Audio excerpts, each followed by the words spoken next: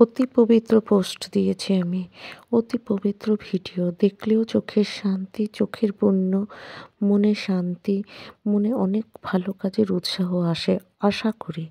আমি সেটাই মনে করি।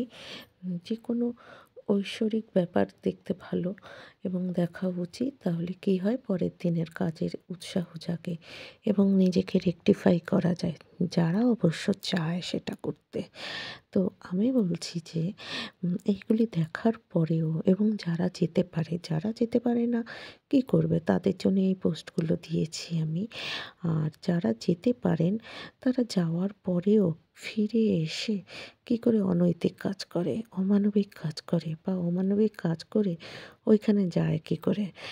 গিয়ে এটা একটা ঔদ্ধত্য না যে ডেসপারেট দেখো এত অন্যায় কাজ করেও আমি আসতে পারি তোমার দুয়ারে।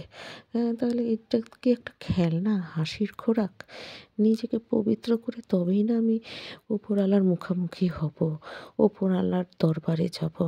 আর নয়তো তো এটা একটা বিশাল মানে মানে কলার তোলা ব্যাপার। মানে উপরওয়ালাকে আমি হাসির খোরাক বানাচ্ছি। আর উপরওয়ালাকে যদি আমি হাসির খোরাক বানাই, তিনি তো আমাকে আরও বড় হাসির খোরাক বানিয়ে দেবেন।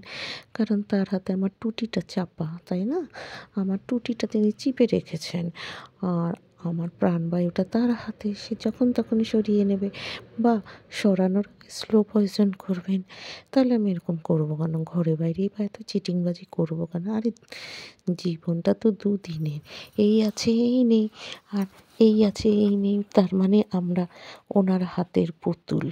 তা এতটা জানার পরেও আমরা মূর্খের মতো কিসের উত্তেজনায়, কিসের শরীরের কী উত্তেজনায়, কী এমন খাই যে আমাদের মাথাটার মধ্যে এমন ফাঁকা একটা মাথা হয়ে রয়েছে, এমন গোবর ভর্তি হয়ে যাচ্ছে। হ্যাঁ, আমরা জানি না আমরা আজ আছি কাল নেই। কালকে একটা মশার কামড়ে আমরা মরে যেতে পারি। কালকে একটা নিঃশ্বাসের মধ্যে আমাদের একটা সমস্যা হতে পারে। কালকে আমি বিষম খেয়ে মরে যেতে পারি। আমি কিসের জন্য এমন করে যাচ্ছি? পৃথিবীটাকে এমন উগ্র, অশান্ত বা ঘরের মধ্যে কূটনীতি, একটা শান্তির পরিবেশ কেন দেব না ঘরে? হোম সুইট হোম কেন দেব না? কেন আমি সারাক্ষণ ছুরি ঘোরাবো? আরে আমার উপরেও তো ছুরি ঘোরানোর একজন আছেন। তাহলে আমি কেন করব? আর মৃত্যু তো আমার ১০০ বছরেও না হতে পারে। কিন্তু ৫০ বছরের পরের থেকেই আমি মৃতবৎ হয়ে থাকতে পারি। পরনির্ভরশীল, সে খাওয়ালে খাওয়া, সে যদি সময় মতো জলটা দেয় জল।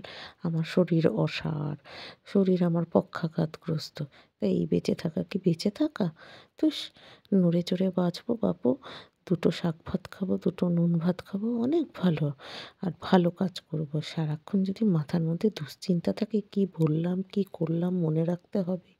সারাক্ষণ লোকের সাথে চেঁচাতে হবে, চেঁচিয়ে তবে বা তর্ক করে বা মিথ্যে করে নিজের বড় একটা পোস্ট জোগাড় করতে হবে। এরকম বাঁচার চেয়ে না বাঁচা ভালো। তবে কি জানো তো, সবাই না সুইসাইডও করতে পারে না। সুইসাইড করার জন্য না কপাল চাই। হ্যাঁ, সুইসাইডের করার মতো মনোবৃত্তিই আসে না অনেকের। ভাবে কি পরের দিনও বোধহয় লড়াই করে জিতে যেতে পারবো। এই করে সে জীবনে অনেক পাপ বৃদ্ধি করে এবং তার ভোগান্তি ভোগে। শোনো, একটা কথা কি, উপরওয়ালা কাউকে ছেড়ে কথা বলে না। সে তুমি ১০০ বার যাও আর ১২ বার যাও, তোমার তীর্থ করো গিয়ে আর তুমি তোমার সমস্ত সঞ্চয় দিয়ে ধর্মাচার করো দিয়ে। কোনো লাভ হবে না যদি পুণ্যবান তুমি না হও। ঘরে বাইরে সব জায়গাতে ভালো মানুষ না হলে না কোনো লাভ নেই। তো গান বাজনা করেও লাভ নেই, অনেক বড় ধর্মাচার করেও লাভ নেই, লেখাপড়া করেও লাভ নেই, কোনো কিছু করে লাভ নেই যদি তুমি মানুষ না হও। মানুষের মতো মানুষ না হলে না হবে না। একদম ইনোসেন্ট হতে হবে, পশু পাখির মতো। বুঝতে পেরেছো? একটা শিশুর মতো যতক্ষণ না তুমি সেটা হও, তাহলে কোনো লাভ নেই। হ্যাঁ, ঈশ্বরের খাড়ার ঘা তোমার ওপর পড়বে। তোমার বাবাও তোমায় বাঁচাতে আসবে না, ভাইও বাঁচাতে আসবে না, ছেলেও বাঁচাবে না, বোনাই কেউ ধরবে না তোমাকে। এমনকি তোমার যে টিমের হেড সেও তোমাকে ধরবে না। তুমি যার চামচিগিরি সেও তোমাকে ধরবে না। আরে ধরবেটা কী করে? সে নিজেও তো অন্যায় কাজ করে হাবুডুবু খাচ্ছে। ঈশ্বর তাকে লেজে খেলাচ্ছেন, উপরওয়ালা তাকে। সে নিজে বাঁচবে না, তোমাকে ধরবে। আপনি বাঁচলে বাপের নাম। সুতরাং হবে না। তাই এইসব জায়গায় যাওয়ার আগে নিজেকে পরিষ্কার করো আগে মনের দিক দিয়ে। মন, মেন্টালিটি, চিন্তাভাবনা, ধান্দা সবকিছু ঠিক করো, রুচি সবকিছু ঠিক করো, ভাষা ঠিক করো। তাহলে ঠিক আছে। আর এসেও না এইসব জায়গা থেকে এসেও না একদম যে গেছো তার প্রমাণ রেখো। সে কী প্রমাণ? ভালো কাজ দিয়ে। নাহলে তো কোনো লাভ নেই না? এখানে যাওয়া, সিনেমা হলে যাওয়া আর পায়খানায় যাওয়া একই ব্যাপার, তাই না? তো এটাকে তো এক করে দিলে উপরওয়ালা ছাড়বে না, না? নিশ্চয়ই উপরওয়ালা তো তোমার বৌদিও নন, উপরওয়ালা তোমার কুটুমও নন, হ্যাঁ? উপরওয়ালা তোমার পয়সায় খায় না। সুতরাং খুব সাবধান আর উপরওয়ালাকে তুমি কোনো তন্ত্রমন্ত্র করেও বশ করতে পারবে না। এই একজন যাকে কিছুই করা যায় না, তাই না? তোমার চোখের জলেও সে মিসগাইড হবে না।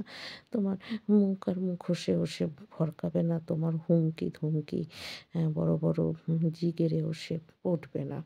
আ সে কিন্তু কোনো কিছুতেই তোমার মুঠোর মধ্যে আসবেন না। তার মুঠোর মধ্যে তোমাকে চলতে হবে। যখন তখন তিনি পুতুল খেলার মতো তিনি তোমাকে নিয়ে খেলবেন। এই আছো তুমি এই নেই, এই তোমাকে ছুঁড়ে ফেলে দেবেন উনি। সুতরাং খুব সাবধান। দুদিনের জীবন, হ্যাঁ, জীবনে বেঁচে থাকাটাই তো একটা আশ্চর্যের, ওটাই তো একটা মিথ্যে, মৃত্যুটাই সত্যি। তবুও বেঁচে থাকাটা যেন কষ্টের না হয়, তাই লিভ অ্যান্ড লেট লিভ করো। নিজেও বাঁচো, অন্যকেও বাঁচতে দাও। আর হাসির খোরাক হইও না। আর উপরওয়ালার সামনে নিজের এত উদ্ধত্ত না দেখানোই ভালো। উম ভালোই বলব। কারণ যে যার নিজেরটা খেয়েই করছে। সুতরাং নিজেরটা খেয়ে শুধু অপকর্ম করে তো লাভ নেই, পরেরটা খেয়েও লাভ নেই। যে উস্কায় তার কথা কানে নেব না, তার থেকে সরে যেতে হবে। অসৎসঙ্গ করাই যাবে না, তার চেয়ে গাছতলায় বসে থাকো, ফাঁকা বসে থাকো, অনেক ভালো গাছের পাতা গোনো, সন্ধ্যাবেলায় শুয়ে, শুয়ে আকাশের তারা গোনো, অনেক ভালো। পশু পাখির দিকে তাকিয়ে থাকো, তাদের গায়ের উকুন বেছে দাও, তাদের দুটো খেতে দাও, তাই ভালো। যদি দেখো মানুষের সাথে মিশলে তোমাকে বাজে জিনিস শেখাচ্ছে, মিশতে হবে না, পশু পাখির সাথে মেশো।